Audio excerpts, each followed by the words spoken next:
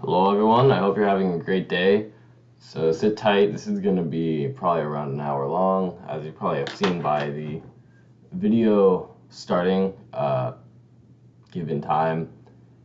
And I'm not expecting anyone to really listen to all this at the end, but of course there's a benefit of me having to think a lot more about each individual event a lot more. So there's of course that.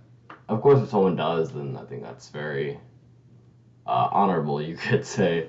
So first of all, to give some like guidelines, or not guidelines, but where we're gonna go. So I left on the cliffhanger last episode about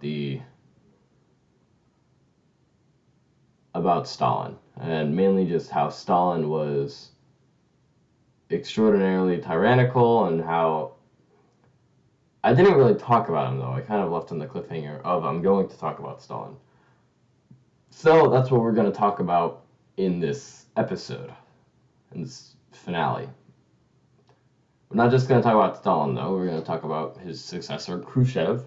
We will also talk about modern-day dictators. So this is the likes of Kim Jong-un, Lukashenko, as you may know him, Putin, and also Xi Jinping.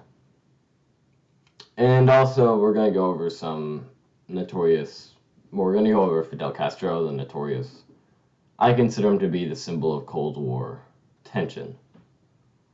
So first of all, we'll go over in somewhat chronological order, Stalin. So Stalin's policy was, frankly, I don't think what the world has ever seen up to this point. But to really understand what kind of person Stalin is, I think it's better to look at how he got in power. So this started with Lenin. Now, I guess we could also put Lenin in this category, so I think it's also fair to talk about Lenin too. So before Lenin, in fact, there was like most other countries, Russia was an imperial power, the Tsardom of Russia.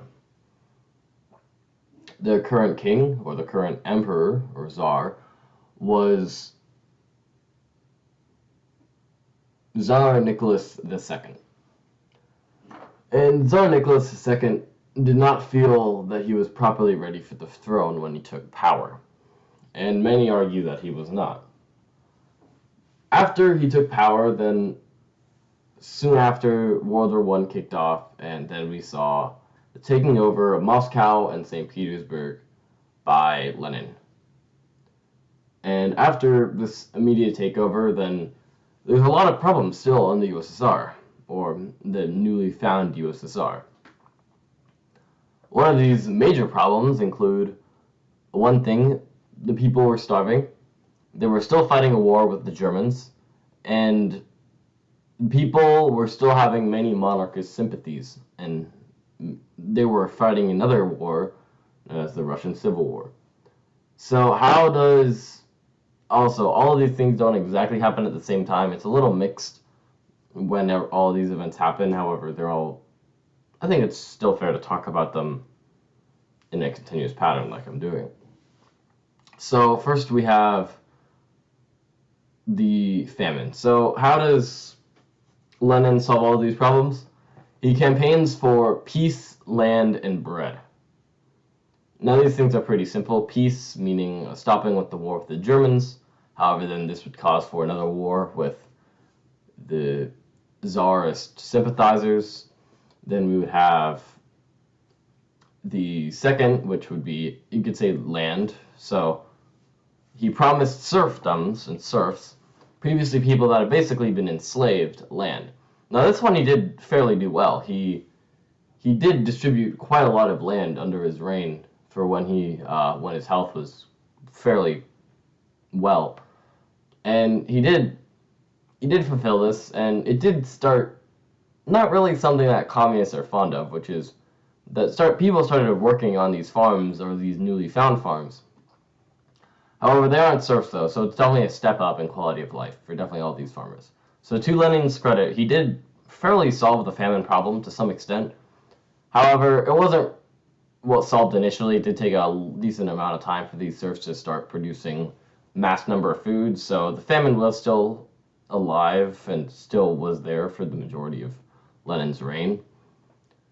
Then we have bread. So bread was basically a gigantic bread ration that would happen. This one he didn't really do that well on, but the land one kind of solved it anyways. So after Lenin, I guess, solved these initial problems, there was still a couple other problems that he had to deal with, such as the Civil War. So it was a pretty brutal civil war too. There was a decent amount of atrocities committed by both sides. However, for one thing is for certain, that the communists did win because they had the major industrial powers, or the major industrial cities, which was the main reason why they won, and eventually they could unite Russia under one. Now, Lenin saw this victory, however, his health deteriorated so much, he had 2 strokes, and after those 2 strokes, then he died of other health problems, which I guess some people could hypothesize that it was some sort of assassination. However, that's in the realm of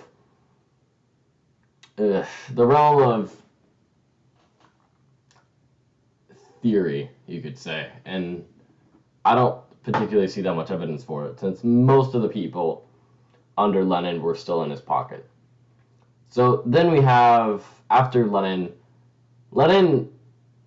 presumably wanted Trotsky in control after he passed, and instead Stalin got the power. So how did Stalin get it? Well, for one thing, Lenin made the large mistake of giving Stalin the role of secretary. Now, you may think secretary would be a good job for Stalin because he couldn't go out and rob any more trains. That's what they thought too. However, I'm not making that up. Before he became the dictator of the USSR, he robbed, like, he was a criminal and robbed a lot of trains, and it worked basically directly for Lenin as, like, messing up the USSR or messing up the Tsardom when the revolution was still strong. Just something I think is interesting to think about with Stalin's character. But yeah, so he was then put as the job of secretary. However, what this job of secretary does, it is kind of like appointing other people and giving and managing the power dynamic across the newly found Bolshevik party. This isn't a good job for someone like Stalin. The reason why is because he can easily manipulate whoever he wants in power, meaning that he could only appoint his friends and give them a lot of power, and then instead, in return, these very powerful friends give Stalin more power. And eventually, with that, more people want to be his friends, which means that more people get the power that are his friends. And it's kind of in a cycle of Stalin getting power and Stalin having a lot more friends. And this ended in virtually disaster. I think it's one of Lenin's larger mistakes, at least for trying to guarantee the existence of a Soviet Union that was actually meant by the doctrines that Lenin put in place. For Stalin to have this position basically meant that he could put a lot of people in power and a lot of nepotism could go on. However, nepotism at the time was kind of the status quo, so that wasn't really, I don't really consider that a unique event. So now Stalin has a lot of powerful friends. Lenin dies. Who's going to take control? Well, obviously all his powerful friends want Stalin to take control, and Stalin also wants himself to be in control. However, there's of course the Trotskyites that believe that Trotsky should be in control, because Trotsky, for one thing, is a much larger actual belief of the doctrines that Lenin put in place. So Trotsky and the Trotskyites were kind of like the old order rebellion, or the old order revolutionaries, and they were the Leninists. So we see a pretty large divide in the party during this time, at least in the CCCP, or CCCP. Yeah. So eventually what ends up happening, Stalin takes control and then presumes to banish or exile Trotsky and a lot of his other Trotskyites. And eventually Trotsky moves around enough and eventually ends up in Mexico. And I think it's Mexico City, actually. And in Mexico City, he gets assassinated with an ice pick to the back of the head. Not the best way to go, but it also kind of shows what kind of guy Stalin is. So he really doesn't mess around. If someone might ever pose a threat to him, then he will not take any chances with him. And this also reflects greatly on his actions that he will soon commit, or that he did commit, in the Great Purge. So during the Great Purge, over 50% of Soviet officers died. If you think about the number, that's definitely something that led to the prolongation of World War II. If Soviet Russia were to not commit this gigantic purge among its officers, then I would say most likely World War II would have definitely been shortened, because that means the Soviet strength would have been much stronger, since they would have had they would have twice the amount of intelligent officers to command the smart line, or the front line, which means that it would have been a lot harder for Nazi Germany to invade. So that kind of solves, that's also something else that reflects on Stalin. However, that's not the only atrocity he committed. He also committed the Holodomor, which means terror famine. So the Holodomor was, I think, a very interesting case, because it reflected not just on Stalin, but it also affected, in my personal belief, and I think it affected on authoritarian policies in general, and it showed how, I guess, fragile they could be if a minor setup was made. And so this was the Holodomor. So first, take your mind to Ukraine, SSR. So the Soviet Union, of course, encompasses Ukraine, and think of the Ukraine SSR as like a state in the US relative to the Soviet Union. It has just as much authority, if not less authority, because the Soviet Union has a very centralized government, and they can still pass some of their own laws, but they're still highly maintained by Moscow. This is Ukraine. So in Ukraine, as you may know, they produce a lot of grain and a lot of wheat, and very stuff that keeps you alive. That's a good way to think about it. And these farmers are some of the same farmers that Lenin gave a lot of land. And these same farmers that got a lot of land are also benefiting from selling this food to Moscow and other major cities. So that means the cities can have enough to eat, and also they can have enough to eat. However, that isn't exactly what Stalin likes. So these group of farmers, known as the kulaks, a very large amount and very successful and wealthy farmers, they may even have other people working for them. These people were sent to the Gulag. The Gulag is just Russian prison camps. Mainly just the reason why that if Soviet Russia doesn't think as somewhat of a threat, they would usually put them in a work camp instead, because these work camps means that you can get more labor instead of just killing them. It's a very awful thing to think about, that they're thinking of people as in terms of just pure raw hours worked. Definitely one of the darker sides of history. But that's not the point. So what I'm getting to here is that now a lot of these farmers are put in prison, and in prison you can't farm and you can't sell food. And that means buyers of food that were previously your buyers now can't get their food. So what do these people do? They try to buy what other else food they can have. But however, there isn't as much as there was before, because these farmers are now gone, which means demand is staying the same, but supply is going down, which means that prices are going to go high. Simple economics. And what does Stalin do instead? He was actually doing it during this entire process. It's known as collectivization. So collectivization is a good way to think about it. So you have one farm, you just have one farm, right? In this farm, there's a family. There may be two members that are working, something like that. Maybe an old son and the father, because gender roles at this time, women weren't that involved in the labor force. These people work, and then they eventually go to the market and sell their food. However, this isn't the case in Ukraine under the Soviet period. Instead, they wouldn't go to the market and sell their food. They would instead take the food directly to the government, and the government would not pay them. They would just take it. It was like a tax of sort. Now they're thinking, okay, sure, we gotta feed the people. That's an important part. I'm doing my part as a Soviet citizen, but I still want to eat too. So then they proceed to go out in the field and pick up all the small pieces of grain and corn they missed. If they were to take this food and prepare a meal out of it and give it to their family, then this would be considered a crime punishable by death. You may think that's pretty stupid. However, the direct rule instated by the USSR during this time was that collectivization of agriculture states that if a farmer were to pick up any strands of extra grain, they have to immediately turn it in to another government official. And this food would supposedly be distributed equally.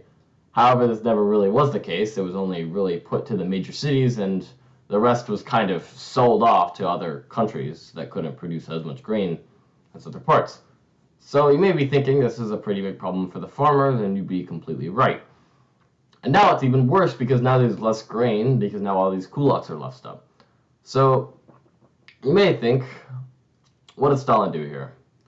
He sees his people are starving, especially in the countryside. The overall grain output is going down significantly and people are starting to get hungry. Well, he does a couple of things. First of all, he does not stop collectivization of agriculture. He instead doubles down on it, meaning that more people are collectivized. And the reason why that these numbers that the kulaks have been producing haven't been filled is because the farms that they had, it's not like the government's going to waste it, or they didn't try to waste it, you could say. They instead put these kulaks, lifelong farmers, experienced farmers, and replaced them with factory workers that most likely have not been outside of their home city, and put them on farms. Of course they're not going to farm. Or, of course they don't know how to farm. So there's really a hard way for them to farm, which means, of course, the grain output's going to go down. So does he release the farmers and allow them to make food again? No, he, like I said, keeps these in people and bans anyone from the Ukraine SSR from moving to other parts of the USSR. And he claims if any hunger strike is going on and any famine is existing, it's because of a hunger strike caused by Ukrainian nationalists. Desktop, J1SFST5, disconnected. Also a pretty bold claim. Sorry about that. So, if we were to think a little more logically, you could say, about how this impacts Ukraine, it does not impact it well. The famine in total in Ukraine is 3 million people died, and eventually the process of it stopped, not from the grain output finally releasing, it's because that number of 3 million was enough for the original grain output to match again. And then after that event, you probably get the picture of the kind of guy Stalin is. After committing the Great Purge, not just against the officers, against his own people too, and completely denying a famine that existed in his own country that he did nothing about. This was, I mean, for kings even, they provided food. This definitely has some sort of mentality that Stalin possesses that's you could say, different compared to other dictators. And this is definitely true. So, what is it? Okay, so that's kind of the entire question that this podcast focuses on. What is the psychology of these dictators? Well, first of all, we have Stalin. So let's go over the psychology of Stalin. And I'm going over the psychology, not particularly what he thinks or says, it's mainly what he does. So we've established that he believes in a highly censored media because he doesn't want the famine news to get out to the rest of the world. however it eventually did. So we know that he wants extremely authoritarian ideology. So that's established. He wants the government to have a lot of power. And he also wants the government to be highly involved in business. Extremely involved. For that every single person, every single farmer, I guess you could say, gives their food immediately over to the Soviet Union, with only a chance of them getting any food back in return. This is extraordinarily known as something called authoritarian economic left. So, okay, I know you're hearing the word left and right, or left, and you're immediately assuming Democratic and Republican. Please don't. It's gonna make it a lot harder to explain. And while it's like technically true, the mentality and the basis of those two beliefs are gonna make it a lot harder to understand and confusing. So whenever I say left and right, just don't think of that. I'll explain it. So economic left is the belief of how involved the government should be in the economy. And economic right is that same thing. However, economic left is the belief that the government should be very involved, and economic right should be that the government isn't involved at all. So an example of a economic right society would be a society where there wasn't any business and economic regulation. So if I would want, me being a person living under an economic rights society, then I would most likely be able to possess immense amount of wealth and rarely not get taxed that much for it. I would also most likely be considered a extremely high capitalist. However, capitalism, modern day term, is a fairly vague term considering the amount of little strikes they have. But if I was successful enough, I could possess monopolies and raise prices. I could probably start a cartel in my country. Now, please don't think of cartel as a drug term. The heart of the term is actually in economics. So a cartel is when a bunch of companies come together and agree on a high price for a product. Either that or less quality, so the product is easier to produce. So there's definitely there is a current cartel that runs the oil industry. I think it's called OPEC. That's just an example of a cartel not being associated with illegal substances. But yeah, if I were to live in a completely unregulated economy and market, then I could definitely easily start a cartel. I could easily start a monopoly. I could easily have long hours. There probably wouldn't be a minimum wage law. There definitely wouldn't be a minimum wage law. The government would be completely disconnected from the economy. Now, this may sound pretty bad. However, there is also an example of how it's bad on the other side, too, of another extremism. What if the government is totally involved in the economy? Well, one of the cases we got is right here in the Soviet Union that I just went over.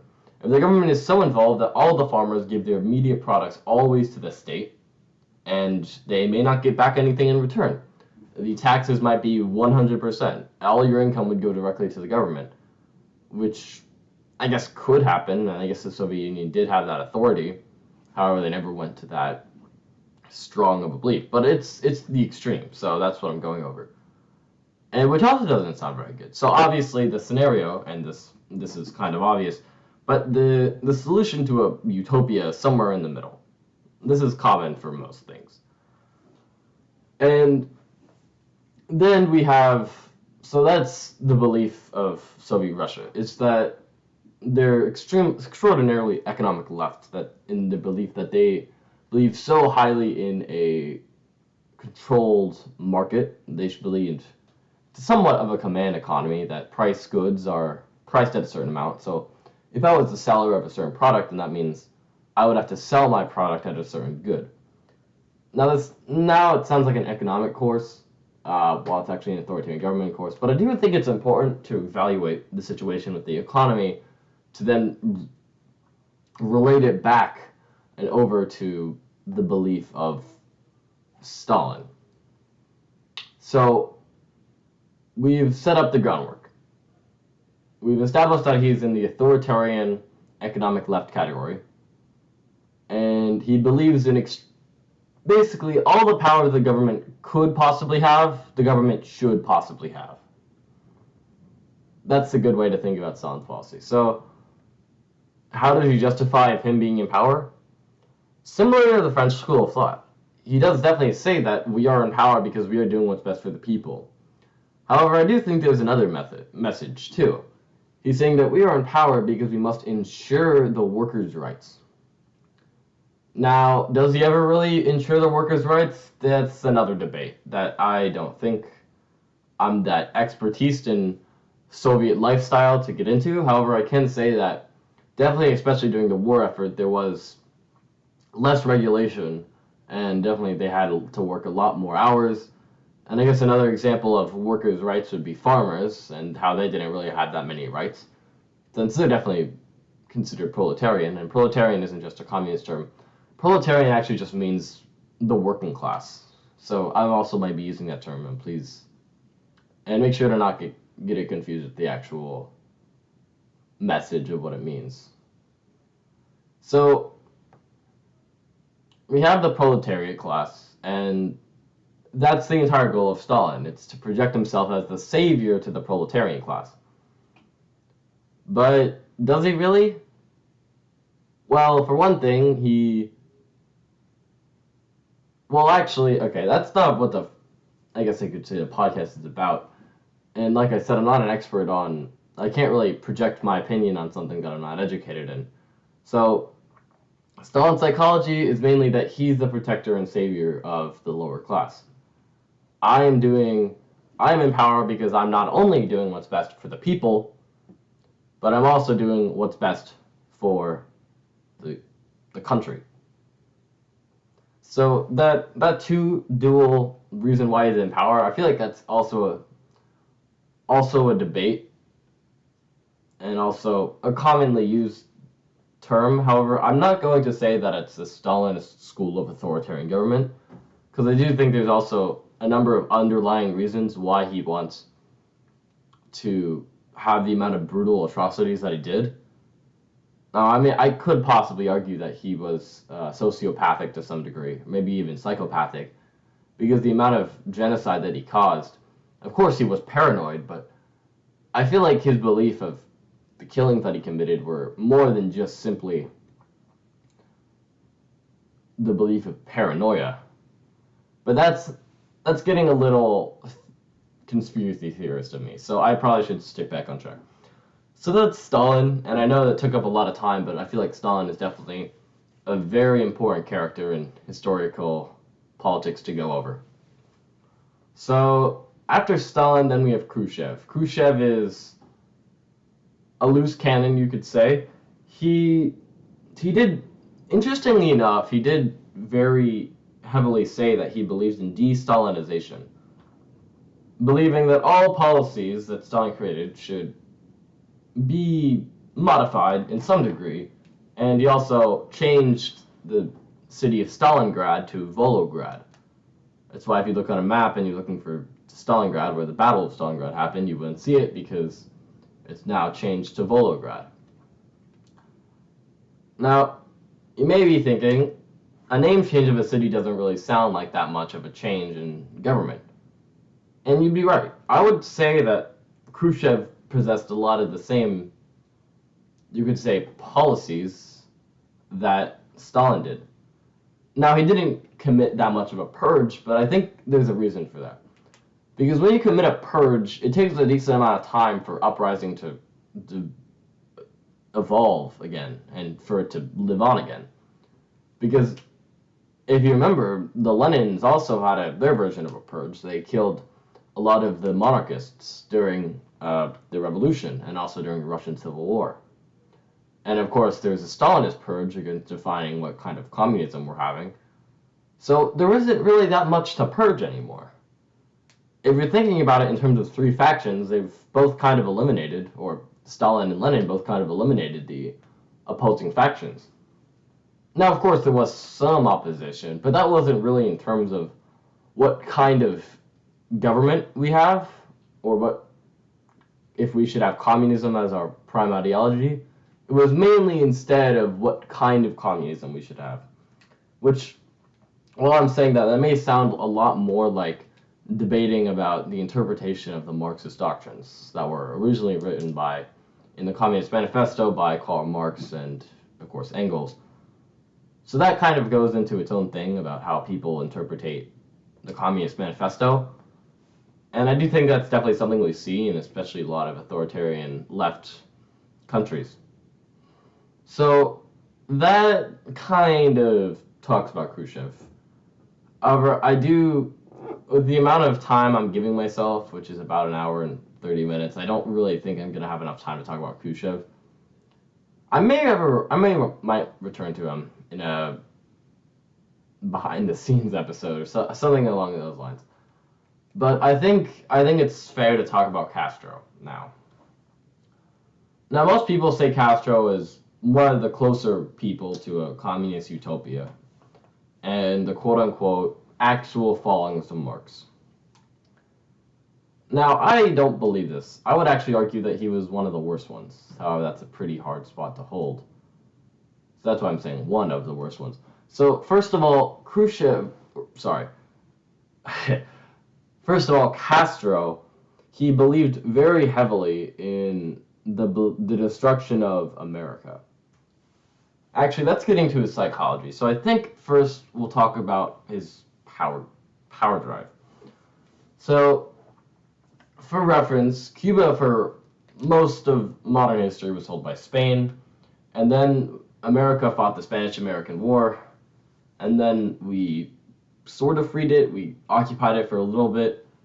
Americans occupied it for a little bit, and then they kind of let it have its own autonomy for a while, until eventually it had a communist uprising in 1955. So, did the quality of life improve? That, yes and no, you could say. The women's rights were heavily implemented, which is definitely something good. But at the same time, there was still decent amounts of famines that were developed. But then there wasn't that many famines anymore because of Stalin. Or I shouldn't say Stalin, actually. It would not by that point. It would be by the Soviet Union, period. The reason why there wasn't any more famines, it's because the sugar cane production in Cuba was one of its main exporters. It was actually one of the main exporters of sugar cane, sugar cane products. And it was kind of like the farm, you could say, one of the many farms that the Soviet Union had under its control. But the Soviet Union was willing to pay a very high price for this sugarcane because they realized that the state of the USSR, or the state of Cuba, would not live on its own, at least under the current government regime.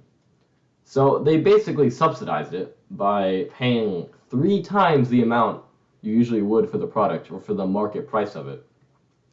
The international market price of sugarcane at the time.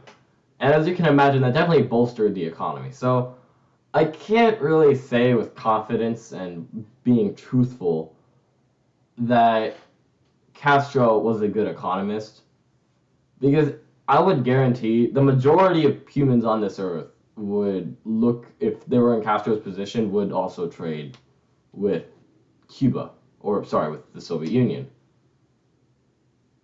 And so I can't really say that he was a good economist. So he basically got direct funding, and then that's why many people think that Cuba was more successful than it was, because they're not really focusing on where that sugarcane's going and how much it's being sold for. So that kind of shows a little bit about Castro. He isn't really the best, but he's functional to some degree, at least among communists. But what's his psychology? So this is a very interesting question. So first of all, we should probably look at not the Bay of Pigs, but the Cuban Missile Crisis. This was mainly caused by Castro directly discussing about how nukes and how they put nuclear weapons that were Russia's and Soviet Union's right on the doorstep of America. Now, this isn't good for America because now the population is at risk, or not at risk, I should say, but the population is more scared. I guess you could also say at risk of a nuclear invasion, because previously this didn't really happen that much. Of course, America had a couple nuclear weapons lying. I think it was in British-held Iraq, or was it Turkey? Okay, I'm not exactly sure, but just the bottom line is that nuclear weapons America had set up in the Middle East, which was definitely in line and in range of many of the Soviet Union's population centers. So then this eventually led to the compromise, a fairly smart compromise on JFK's part, who was president at the time, to say that if you were to take nuclear weapons away from Cuba, then we would take our nuclear weapons away from your population centers. And this was both mutually liked on both sides, and this was one of the good diffusing points, you could say, of the Civil War, or of the Cold War. So this is good, right? Well, Castro wasn't exactly happy about this. He admitted, I'm not making words up, he said directly that he would be happy if America died, even if Cuba died with it. So that, I think, right there goes into the Greek school of thought of authoritarian governments. A secret Greek school of thought. He's still using the French school of thought ideas, projection, at least. But I think, I'm not exactly sure why he admitted it here, but I assume it wasn't in earshot of the Cuban populace. The reason why I think it's in the Greek school of thought, if we were to turn to that definition, it was I'm in power because I believe, or because I am benefiting me and my very close friends. Ignore the close friends part.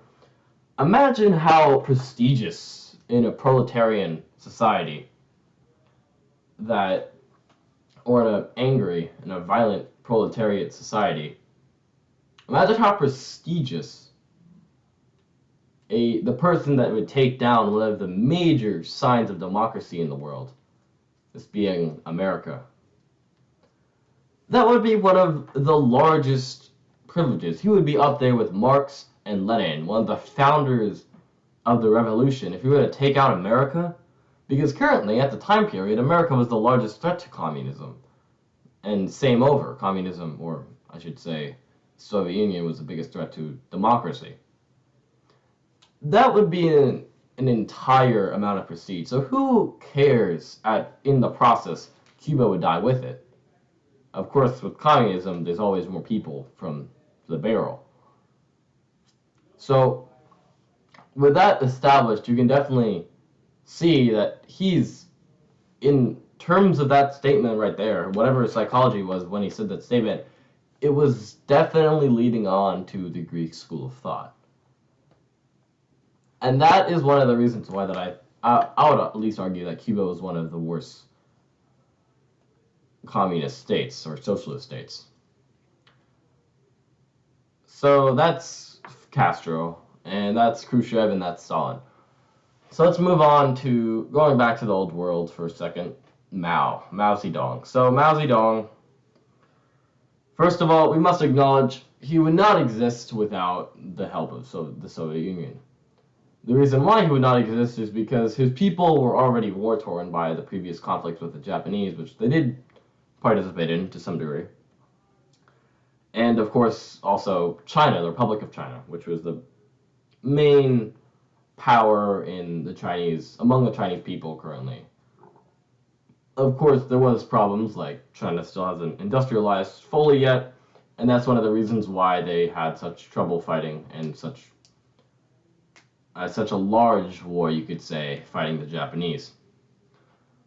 And then you have Communist China. So Communist China, for one thing, is small, at least initially, but they're very dedicated to the cause. The war support is very high.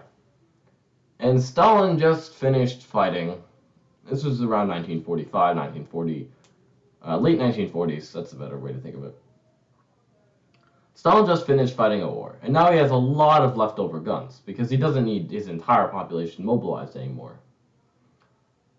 So what does he do with these leftover guns? He sells them, or I don't think he even sold them. He just gave them directly to Mao Zedong, who is still the leader of the revolution up to this point. And he basically ordered Mao Zedong, or not ordered him, but provided him these guns to mobilize his population to take over the war-weary Republic of China. And eventually they did succeed in this because the amount of supplies they had just based off of the Soviets. When I say guns, I also can mean tanks and other weapons of war that were common for the 1940s. So his entire population now is mobilized and took over the rest of China. And the Republic of China flees, or I wouldn't say flee, but escapes to some degree in Taiwan. And Mao Zedong did eventually plan for an invasion of Taiwan. However, he never really, because he was focused on the Great Leap Forward. Now, you may think the Great Leap Forward sounds something really good. Is it like the New Deal? Is it like other policies that have a very good effect on the people? Not exactly. So first of all, the Great Leap Forward I consider in two parts. For one thing, it was a very large movement among the Chinese populace, the communist Chinese populace, to redistribute the resources, and it's also to industrialize China. Similar concepts to the 5-year plan that Stalin implemented to industrialize the Russian economy, which he did, however, at the cost of the Ukrainian and I guess his own people's food and life. So we see this massive movement, and what does this movement entail? So the first part, like I said, the redistribution of the wealth. Of course, wealth could mean a lot of things. So it could mean land, it could mean money. I guess those are the main two for this scenario. So let's go to the land one. I guess actually both of them work. He ordered directly a large takeaway and a large mass killing of Chinese landowners, whatever the capacity. Business owners as well. If you are someone of the middle to upper class, then you would most likely be on a kill list somewhere. These people were ordered to be killed. But interestingly enough, he relied on the people to kill them. This kind of shows you how much power Mao Zedong already has. And in total, over 50 million to 100 million people died during this period of the Great Leap Forward.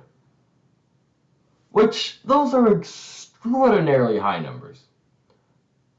In terms of looking on a list of Hitler, Stalin, and Mao would still have more casualties in total. I'm not sure about combining Hitler and Stalin's casualty count.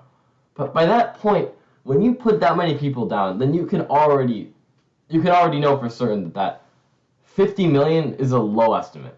That's like a fairly low estimate for this scenario. It's much more likely around 100 million. When your even initial revolution has that amount, then you can already know that it's not going to be a libertarian country. It's definitely going to be an authoritarian belief like most other communist countries. And probably that's how most communist countries will be for a very long time. So we see this mass killing of landowners and anyone with any general sense of wealth under the Republic. Now, that's one of the policies, and then, of course, is the policies of industrialization. This is mainly just for getting land, or this is mainly just for getting an industry so Mao could mobilize his very large amount of people. And he definitely did this. He succeeded, you could say. However, he got the majority of the equipment from other communist countries, most notably Soviet Union, of course. So now here's a question that this podcast has been asking. What is Mao's psychology? So this is a very deep question to ask. I would argue it's similar to Stalin's. At least this is Maoist psychology. Because when you order your people, when the government orders the people to kill other economies, not only is that just authoritarian, but that is also getting heavily involved in the economy, because that's directly infecting the marketplace by eliminating a lot of the suppliers of goods. So we can establish that Mao is definitely authoritarian economic left, in the same spot as Stalin. But now we'll get to the interesting part. I wouldn't say this is the case for modern day China, though. The reason why I say it is because the government still has great influence in the economy. However, they don't regulate the economy unless it affects production. That may sound a little confusing, but I'll give an example. Working hours and wage laws. So working hours, there was a very large movement in America, United States, in the Gilded Age specifically, to have an 8-hour work week. And this is based around the belief of 1/3 of your day should be working, 1/3 of your day should be sleeping, and 1/3 of your day should be recreational hours. And eventually this kind of came in fashion, at least in America. So this would be an example of the government regulating the economy, which makes sense. So that would be, in our case, when that policy was implemented, then America shifted a little bit to the left, to the economic left, at least on a political graph of thinking in each quadrant. So that's one example. So how does China deal with that? So currently their hours are extraordinarily long. They rarely have that many breaks a day. They don't have that good of a life in China, you could say. At least if you were one of the working class, then you would work very long hours. If you don't live in the cities, then you most likely are not doing so well for yourself.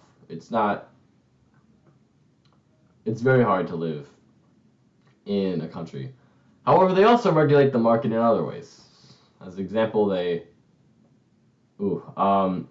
regulate it as such as keeping.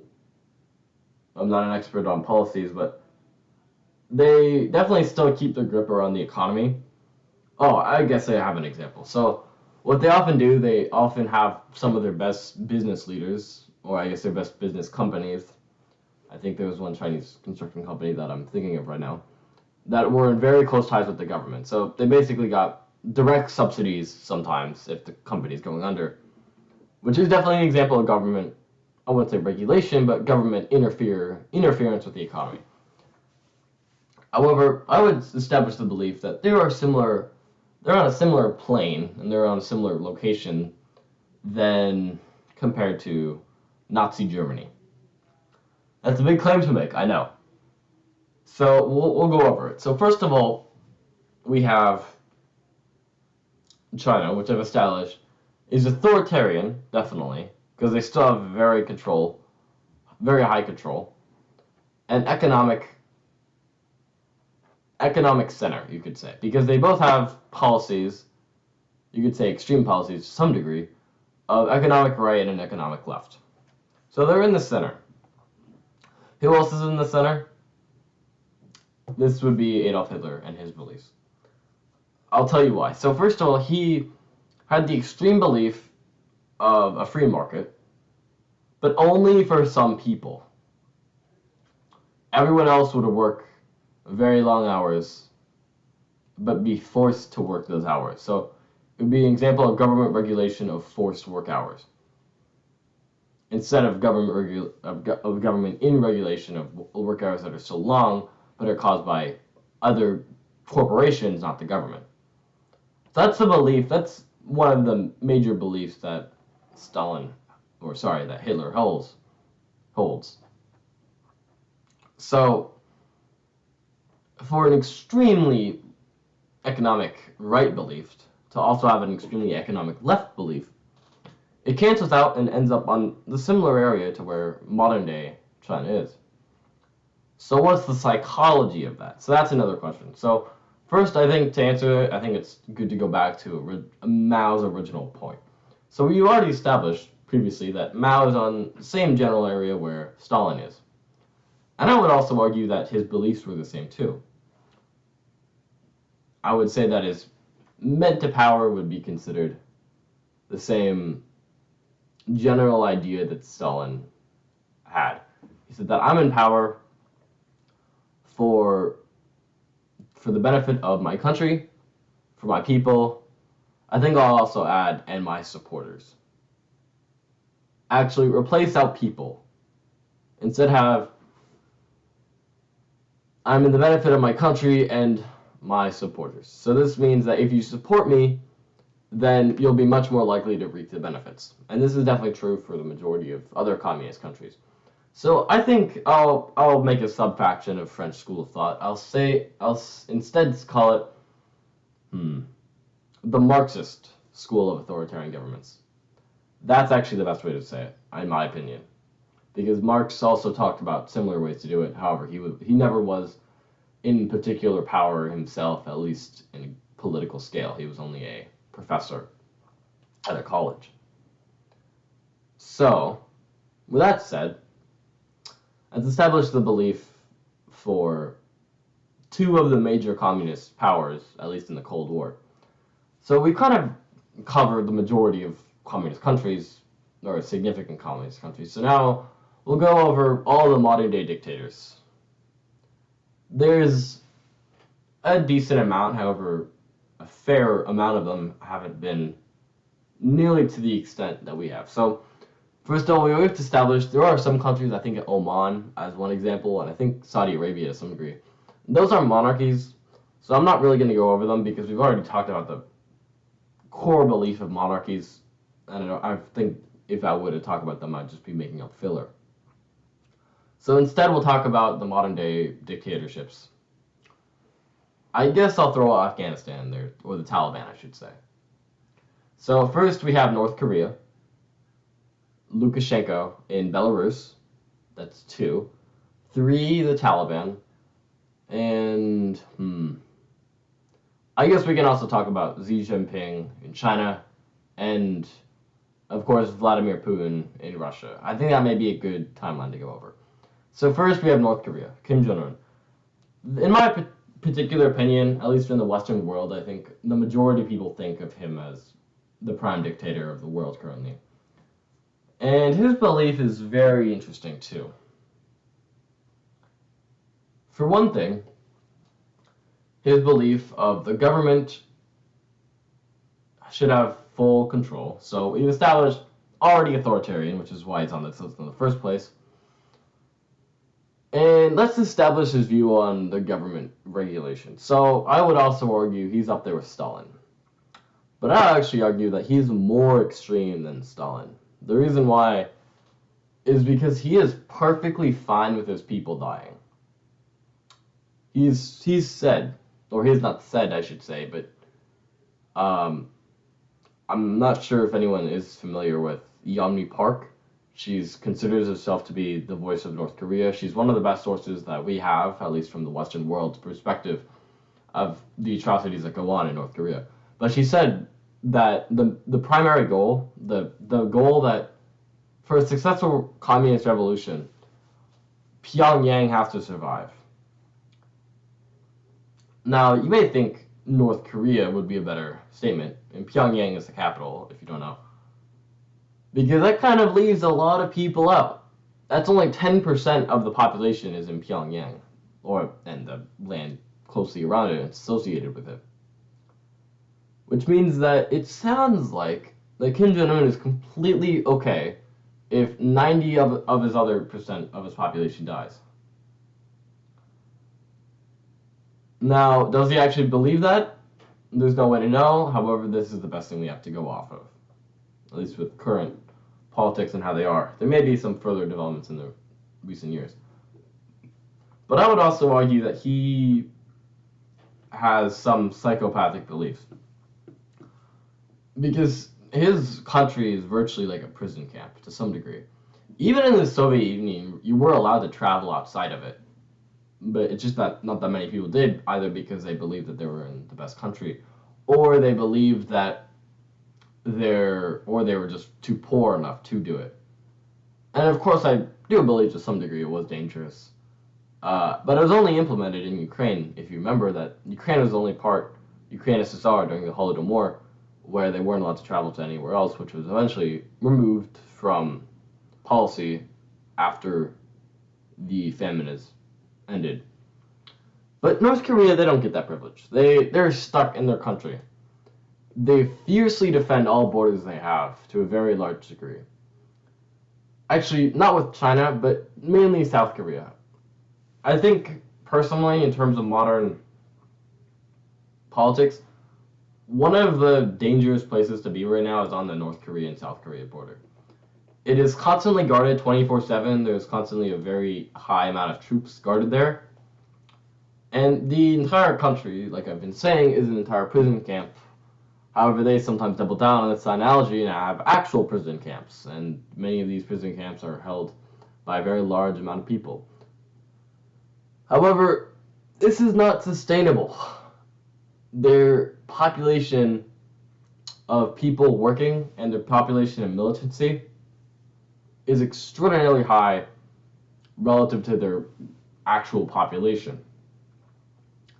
So there's obviously some sort of going to be one breaking point or another eventually. It's just a matter of when that is. But what I find interesting is that the people, I don't think it'll come from the people within. The reason why I don't think it will is because the people within are too hungry and too starved to revolt properly. And the people that aren't would be most likely considered in some degree of selling food. If you sell food, if you do that, if you were to sell food for a certain price, then you would most likely get sent to a prison camp, which may sound similar to the collectivization of agriculture. Definitely true, and this is just another analogy that I can give comparing Stalin to Kim Jong-un. I think there are definitely many more, however, I think the ones that are provided are enough evidence to say that he is providing the same sort of, kind of similar analogy or psychology to why he's in power, which I think is also the belief of, also the question I have to answer. So, what's the psychology of Kim Jong-un? I would have to say, I would go with that statement, I'm in power because I'm doing what's best for the revolution.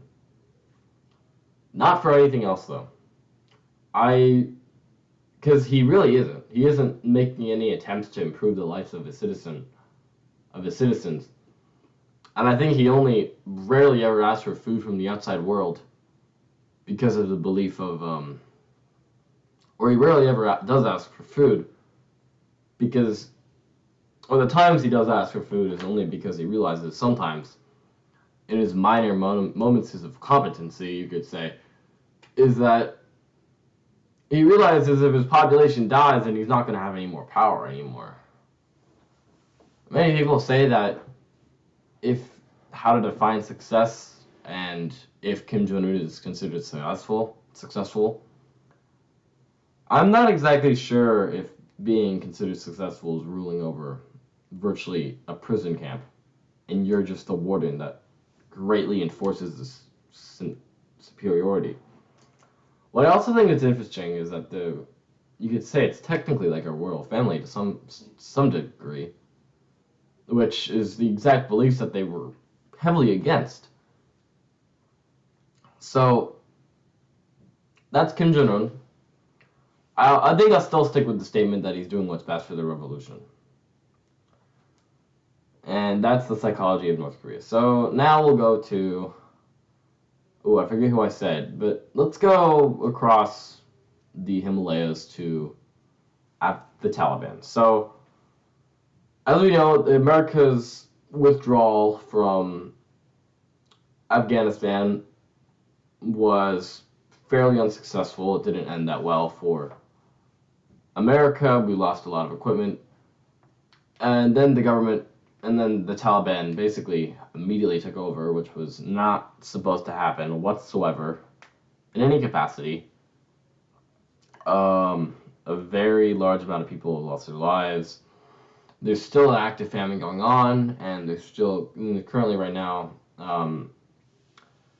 great debates in the UN about how much aid we should give, and whether that aid will just immediately be put in the pockets of Taliban officials, or if it'll just be put in, or if it'll actually be what it's supposed to be used and help the people. So first of all, I would relate their psychology to similar to monarchies, because I don't really think they do that much of government regulation, except for taxing. I don't think they really have an enforced minimum wage law. I don't think they really haven't enforced anything. And they are one of the newest countries, I guess, in the world currently. But I would say, due to their extremely radical Islamic beliefs, that they say that they probably are in power because the word of God, whatever form that God may be in. Remember, I was mainly just giving Catholic or Christian examples. I should have probably connected that back to that. That was more of an underlying theme across the world at the time. The majority of countries, no matter the faith, believed in that. So that's also important to remember. Just because it is a different faith, they are still using a similar justification. So the Taliban, I would say that's why they're in power. I don't really think that the Taliban will last, but that'll be another segment. We're going to talk about that soon. So then we'll go to Lukashenko. So Lukashenko, if you don't know, he's known as the last dictator in Europe. He's in charge of Belarus. And by the name last dictator, that definitely implies that his style of government is going extraordinarily out of fashion very quickly, which is also true. He, to describe how kind of twisted Lukashenko is, there was a Polish, I'm not sure the exact ethnicity, but there was a journalist in Poland that wrote about some of the atrocities that he covered in Belarus, and then the Belarusian, you could say, press, or not press, but government denied it, obviously, and then obviously put him on a very bad list because they made the government look bad. Then they eventually found that he was on a flight. I'm not sure the exact location, but the destination was Lithuania, and it was crossing over Belarusian territory. So the flight was flying over Belarus. And then there was a report that the pilots came in on the flight that he was in. This was very recently too. That Minsk, or that there's something wrong, please change course to Minsk, and land in Minsk. So when they did land in Minsk, the flight, the police were there and immediately arrested this journalist. Now, after this initial shock, then eventually the flight went back and flew. They said it was some sort of whatever. And then eventually this guy was brought out again and presented a video. And the very scary thing is, in this video, he does look like that he's wearing some sort of makeup to cover up some sort of injuries. If you don't believe me, then just try to find out yourself, and I think you could agree with me on that one. So that shows you he definitely has similar beliefs. I wouldn't say as strong as people such as Stalin. However, he is definitely an authoritarian, which of course is why he's on this list. So I've proven that he's an authoritarian. What's his psychology? So I would say that it definitely does relate back to not North Korea's, but I would say to other previous communist countries. I think that he's saying that he's in power because he's doing what's best for the country. Of course, the French part of that, and the other part is the Stalinist part of that, which is why he's in power, because he's doing what's best for his supporters, which obviously encourages people to support him, and he gives the appearance of people that does. And of course, that's obviously a point I bring up always, that he may not actually be doing what's best for his supporters or his people, or even the working class period. I think that's another distinction I should make. I think I'll add this to the Stalinist point. I'm in power because I'm doing what's best for the people, my supporters, and the proletariat class. So think of that as the communist definition now of who's in power, because that's more in the line with what the Marxist doctrines was. So Lukashenko's kind of sort of there, however, he isn't exactly giving his support to the proletariat class. He's more giving his support, or more directing his policies towards his supporters and people that support him, which in turn tries to give him more power. So that's, you could say, sort of Belarus. I personally am not an expert. I am not that intertwined in current Belarusian affairs. Okay, so that's Belarus. So now we have two more left, which is Xi Jinping and Vladimir Putin. So Xi Jinping is I've actually kind of covered this one already. The modern doctrine, the modern China that we see today. Their policies are definitely similar to the beliefs of Adolf Hitler. However, I wouldn't say they are exactly the same beliefs as Adolf Hitler. However, I do think their beliefs of imprisoning some minorities definitely does evaluate to some degree the German beliefs of locking up other minorities that they find unworthy of life. Similar to China. So I would say that they're on the same idea of China. There, of course, is in China a very elite class of people that possess a lot of the wealth, which isn't exactly what Marxists wanted. Actually, I would probably argue that if a Communist Manifesto would be written today, I think the examples that Marx would give would probably most likely be from China. Either that or maybe another country with not the most possession of wealth, or I guess possession of wealth, but I would most likely say that China would be the prime candidate for an example of the dangers of capitalism, at least.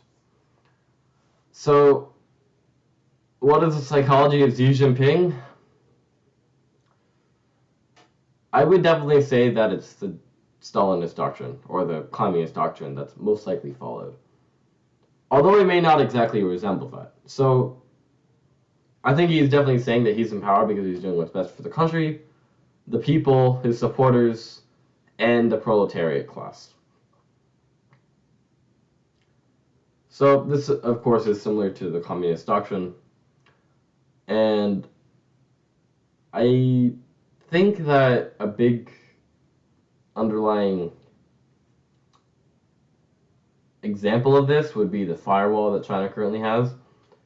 It's currently the biggest in the world and is meant to protect Chinese citizens from seeing, I guess, I'm not exactly sure the words that they describe, but it's heavily censoring the media that China possesses, which is an extraordinarily hard task with their large population.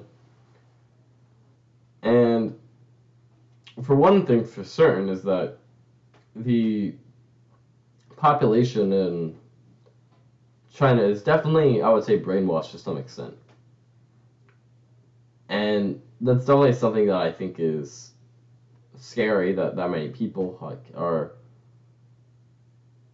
controlled by a very few amount of people and very extraordinarily power hungry. And whatever the underlying cause may be, there is definitely a large emphasis on the working class, supposedly the working class, But like we discussed about, there's many of the rights, they don't exactly follow those rights. And I guess also a big misconception, I would say, actually, while we're kind of on this, a misconception that I hear quite a lot is that people say that Hitler was economic right or extreme economic right. However, I don't think this is particularly true because he still regulated the government, just not in the ways that most people are like. He's extremely economic right on the belief of that there should be a free economy, but extremely economic left on the belief that only certain people should get this economy. So these kind of cancel out and kind of puts them in the middle. So I know that may be a little bit of a tangent, but I think that it's important to establish that I would not exactly call Hitler economic right. I would instead call him economic neutral, or economic center, I guess the term it would be, and authoritarian. Extremely authoritarian, of course. But he's mainly just going for power other than anything else. So, what is China's psychology? I think we'll set it where it has been for a while, the communist doctrine. I'm doing what's best for the proletariat. I think that's mainly that justification right there is what makes it different compared to the other French school of authoritarian government. So I think that is really the entire ideology of the original Marxist doctrines. It's for governments to appeal directly to that class. And of course, like I've been saying, it doesn't necessarily mean that they are doing what's best for the people. Most usually, they aren't doing what's best for the people. Okay, so that was Xi Jinping, and now we're getting to the one that probably everyone is thinking, Vladimir Putin, and what's going on with Ukraine and Russia. So, first of all, currently, the demand for an authoritarian government in Russia has always been there. Way back to the Tsar, there was still a very heavy need for the Tsar. People thought that there couldn't be a Russia without the Tsar, which is not exactly true, or which isn't true. But people thought fairly certainly that the government should not have that kind, or should have actually, a lot of power. And I feel like that's most commonly what's associated. And the only time they were ever coming close, I think the only time they've actually had a completely fair election was under Lenin. However, Lenin overturned this election and said that there was voting fraud, even though there was no evidence of that, and said that the actual vote was by their own party instead of the moderate party that was the one that actually won. So, what is the main doctrine of modern day the Russian Federation? I would have to argue that it's not exactly the communist justification. I would instead say that it's more along the lines of actually, I think it's probably something else, in fact. I think they are definitely saying that, I think Putin is definitely saying that he's in power because of I think that he's in power because he's doing what's best for the people. That's what he's saying. And also the countries, which is common among most other French school of thoughts. But what makes him different, though, I think this is actually similar to what Castro believed. I think he is personally looking for a huge level of personal glory. Now, of course, in any leader, you would be most likely expecting some personal glory, which is how most societies would work. People that were good should get rewarded for them being good. But it goes to a very bad extent when you get to extreme scenarios such as Castro, who was completely fine with all of Cuba getting nuked as long as America got also nuked in the process. And I feel as similar to that with Russia, or with Putin, I should say. I feel that he, in this Ukrainian war, I know he's risking an extraordinary amount, but I think that he is personally seeing his opportunity, no matter what underlying reasons he saw this specific moment to get his opportunity. He did have quite the border with Ukraine to possibly take it over. And I'm not a war expert, so I'm not going to say what side I think is going to win the war. That's not something for me to debate. But no matter the outcome, I do think that we will see Russia do other moves like this eventually in the future. Most likely less moves if they do end up losing the war and if it's too many casualties for them to take. But I would say no matter the outcome, they will start to produce tyrannical outcomes. And I would say the reason for that is because Putin is seeking a very high level of personal glory. The reason why I say that is because I feel like this movement right here, the reason why he invaded was because he wanted to be the remembrance of the old Soviet Union that for most people, at least at the time, was something they looked good upon. And by this point, a decent amount of young people in Russia, which are the main workforce, if you know, the main workforce in Russia is now young and hasn't really experienced the Soviet Union before, meaning that they didn't know how terrible it was to live. Of course, they can hear stories, but that isn't exactly the same thing. So they may think it may be different now with Putin leading. And that could lead to, I guess, the military age now. If you're under 30, at least in Russia, then you wouldn't have exactly lived under the USSR. Which means that I think this may be one of the reasons why he's thinking to invade now, because the majority of the young people aren't exactly of age to remember that. So I think it is a level of Greek school of thought to some degree. Whether I think it'll work, that's not really my ballgame. I'm not sure. I don't think I can really predict at all, really, what will happen with Russia in the coming years. There's only speculation, and speculation can only get you so far. Although I just mentioned that, I think I do have to give a little bit more background. So we've talked about the past, we've talked about the present, and now that only really leaves one left. The future. Where do I think authoritarian governments are going? So I think a good thing to look about this is, first of all, we have to remember historians may not be the best speculators. And in this case, I do consider myself a historian to some degree.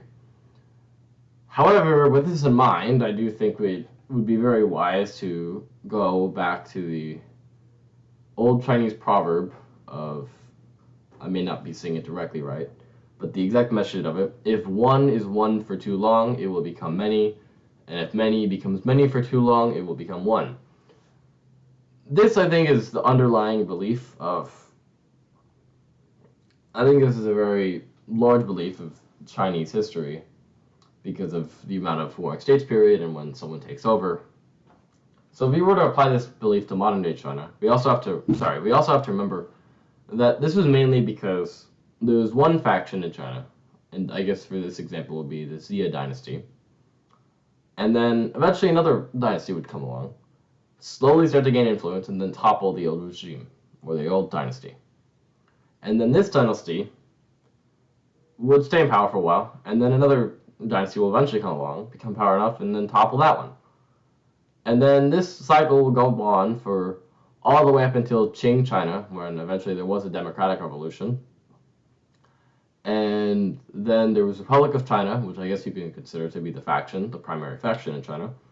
And then this faction was taken over by Communist China.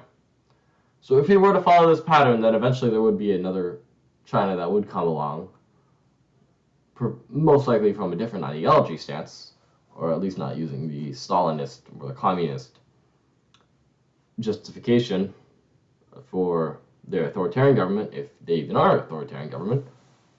And eventually that government, or that eventually those people will come along and take over. But this is also kind of forgetting that there's a decent amount more variables that we have to examine, such as the censored press and how people believe that Mao is a lot larger of a, more of a legendary figure than previous emperors have been considered.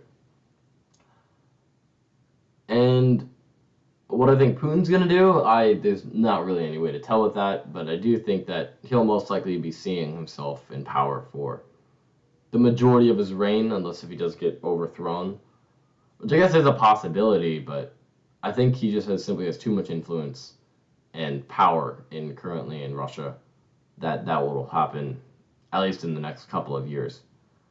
So those are the two primary, I would say, authoritarian governments. What I think Belarus is going to do, they might have a union with Russia, and they might join Russia proper. However, that's not exactly clear. I do have hope that North Korea will eventually fall out. However, I wouldn't say it's from their own people. I think it would be from their own. I would say North Korea would eventually get overthrown by possibly South Korea, maybe at a time when China was in civil unrest. But what I do often notice about authoritarian powers, is when they start to wane, they start to either ramp up their tyranny or they loosen their tyranny, and they loosen their fist on their empire. An example of loosening of a fist would be Russia and the Soviet Union. Gorbachev passed a number of reforms right before they died, such as bringing in capitalist companies such as Pizza Hut. That's kind of the famous example that most people give. An example of ramping up the tyranny would, of course, be Nazi Germany, when the Soviets were coming right towards Berlin. Hitler ordered higher amounts of concentration camps, not to be built, but for more casualties to be developed. Whatever the reason for this, we're not exactly sure. I think it's just that, or I personally think that it was just own hatred for that specific group of people, so much so that he felt like that was necessary. Even if he was going to die, he was going to take 6 million innocent lives with him. So if we ever do see that in either scenario, I do think that will be a sign of one of them failing, at least internally, because it'll be a little easier to tell if it's external, at least from the Westerner standpoint. What I think will happen with countries that are, other than that, the Taliban, I'm not exactly sure where they'll go. It's similar to North Korea, I would say, that their people are definitely not in the best scenario of starving, or they are currently starving still. And there's still many officials in Afghanistan that are experiencing the unrest. So that is it. Everything I'm mentioning right now. I've been trying for a while, but however, I think it's too hard for me to not take a judge in history. However, there are good scenarios where it's completely fine to judge historical figures. My rule of thumb is if it's the status quo of the time. So if it were to be a scenario where, as an example, a king were to kill 4,000 quote-unquote pagans, I would not look at him badly for that. I think the thing I'm referring to is Charlemagne and how he executed 4,000 Saxons. Now, that's just an example. However, this was fairly the status quo at the time. Brutal violence has been done. So I don't exactly look Charlemagne in a darker light for that anymore, because that's pretty common practice, at least for the time period.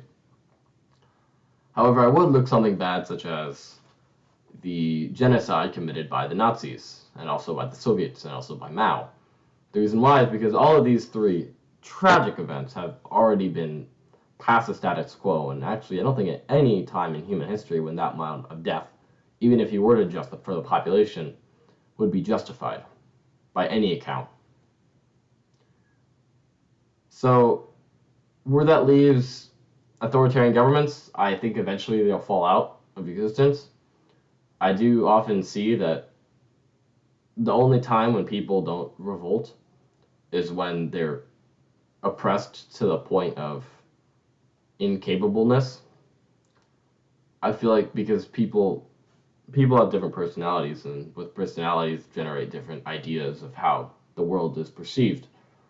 And this, of course, leads to different ideologies being developed. And thank God for this, at least as talking about in a Western country, because this means that now more people can be involved in the government and everything can function better because we have a different kind of each person. And we can look at things from different angles. This is extremely good for a Western country. However, this isn't good for a one-party system, because now that means that anyone that isn't thinking like us could be a possible enemy. So I think that for this reason, I think Kim Jong-un knows this, and I think Kim Jong-un currently, or North Korea is currently the largest humanitarian crisis that is still currently going on in the world currently. The reason why we don't ever give any food or we never try to donate anything is because we know it's immediately going to go not to us, but to the palace of Kim Jong-un. So I think eventually there will be overthrowing of these governments. It's just a matter of when, and I don't think that's something that I can realistically predict and confidently tell you in full truth. So I definitely think this is a little longer, definitely on the longer side. So I think this is actually a really good part to end it. So if you are somehow, by some miracle, you are listening for this long, I thank you. It means very much a lot to me. You're a true Phil Dill Shill supporter. I thank you. Yeah, so I hope you have a good rest of your day. And thank you again, and goodbye.